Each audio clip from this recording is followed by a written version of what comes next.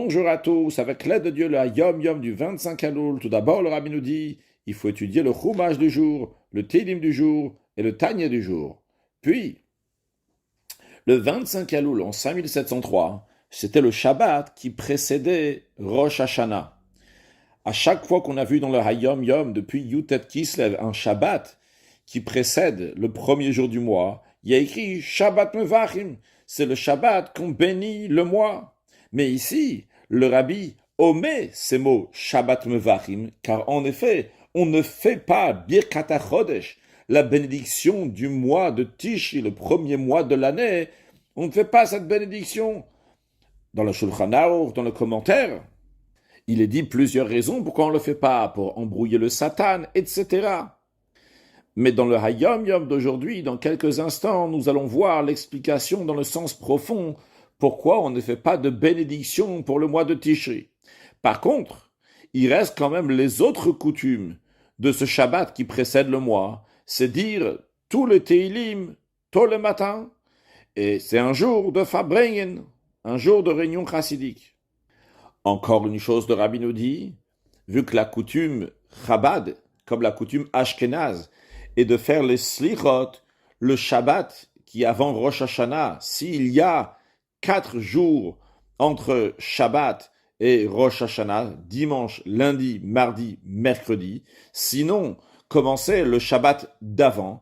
Donc, les slichot sont toujours dits dans le mois de Elul, à la fin du mois de Elul, et les premières slichot sont après Chatzot de la nuit, après minuit astronomique, dans ces alentours-là.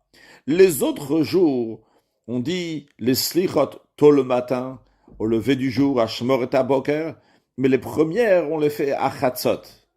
Et comme le Rabbi écrit dans Sefer HaMinhagim, que la raison, elle est, parce qu'on dit, qu'à la sortie de notre repos, on vient vers toi, c'est-à-dire la sortie du repos, c'est à la sortie de Shabbat. Donc c'est des slichot qui doivent être dit à la sortie de Shabbat. Mais on ne peut pas dire des slichot à la sortie de Shabbat directement, parce qu'avant Chatzot, avant minuit astronomique, on ne dit pas Tachanun, on ne dit pas supplication, donc on ne dit pas des slichot non plus, et on ne dit pas les 13 attributs de miséricorde. C'est la raison pour laquelle qu'on le rattache ça un maximum à Shabbat, donc c'est-à-dire le plus tôt après Shabbat qu'on peut commencer les slichot, c'est après Chatzot, après minuit astronomique. Puis après, le Rabbi nous dit encore un point. Nous avons, à la fin de l'année, la paracha de Nitzavim et la paracha de Vayeler. Des fois, Nitzavim et Vayeler sont mechubarim, sont rattachés l'un à l'autre. Donc on lit ces deux parachiotes ensemble, et quand on lit deux parachiotes ensemble, en général, il y a la quatrième montée qui rattache la première paracha avec la deuxième paracha. En revanche, si on lit Nitzavim séparés, c'est-à-dire que Nitzavim c'est la dernière de l'année, et Vayeler, elle sera lui le premier Shabbat de la prochaine année, elle sera lui le Shabbat Shuva. Dans ces cas-là, on aura 7 montées dans Parashat Nitzavim et 7 montées dans la paracha de Vayeler, ce qui est tout à fait normal. Maintenant, le Rabbi nous dit que lorsque Nitzavim et Vayeler sont séparés, alors pour le Maftir, pour celui qui va monter après la 7e montée, eh bien, il va lire exactement la même chose que celui qui est monté à la 7e montée. En général, le Maftir, il reprend une partie de la 7e montée. Mais ici, quand Nitzavim et Vayeler sont séparés, dans la paracha de Nitzavim, on va lire à la 7e montée. Et le Maftir aussi lira exactement la même chose, depuis le verset Re'ei natati lefanecha, etc. Puis après, le Rabbi nous dit qu'il faut étudier le Chumash du jour, le Télim du jour et le Tanya du jour. Et après, le Rabbi nous ramène l'explication du Admour HaZaken qui a raconté. Le Admour HaZaken a dit, lorsque j'étais à Mezrich, donc chez son maître, le Maggid de Mezrich, il a entendu de son maître le Maggid de Mezrich, que lui-même, il a entendu au nom de son maître, le Baal Shem Tov, que le 7e mois de l'année, c'est-à-dire le 7e mois qu'on commence à compter à partir de Nissan, Iyar, Sivan, Tammuz, Av, Elul, Tishri, qui est le premier des mois de l'année qu'on commence à compter de Tishri, Cheshvan, etc. Ce mois-là, le mois de Tishri, Akadosh Baruch Hu lui-même, Dieu lui-même, le bénit dans le Shabbat qui bénit le mois, qui est le dernier Shabbat du mois de Elul. Et par cette force que Hachem bénit le mois de Tishri, eh bien par cela, le peuple juif a la force de bénir les 11 mois qui vont suivre après dans l'année. Quelle est la bénédiction de Dieu? C'est justement ce qui est lu dans la paracha du dernier Shabbat de l'année. Il est dit « Atem nitzavim hayom » vous tenez aujourd'hui.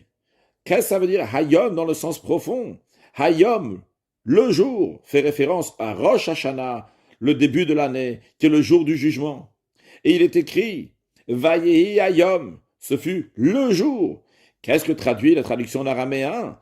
Vahav hayom din araba, c'était le jour du grand jugement. C'est-à-dire que quand on dit hayom tout court, cela fait référence au jour du grand jugement, ça fait référence à Rosh Hashanah. Donc on dit Atem nitzavim hayom, que vous vous tenez tous aujourd'hui. C'est-à-dire qu'on est à Rosh Hashanah, on est le jour du jugement.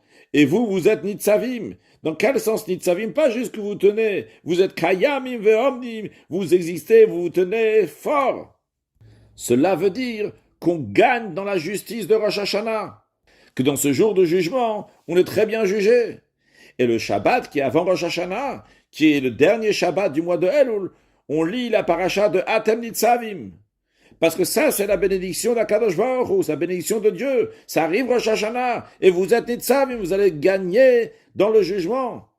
C'est ce Shabbat, Mevachim, qui est béni, le 7e mois. Le 7e mois qui est le mois donc, qui est rassasié de fête, mais qui aussi, il donne la satiété pour Rov Tov, beaucoup de bien pour tout le peuple juif, pour toute l'année, pour avoir une excellente année, matériellement, spirituellement, dans Bane, Chaye, Mezone, Bekulam Riviche, dans les enfants, avoir des enfants, réussir dans l'éducation des enfants, avec une longue vie, qui vient aussi avec une bonne santé, avec la prospérité, tout ça avec grande largesse, et l'essentiel de tout, la venue de Mashiach, now, un excellent Yom.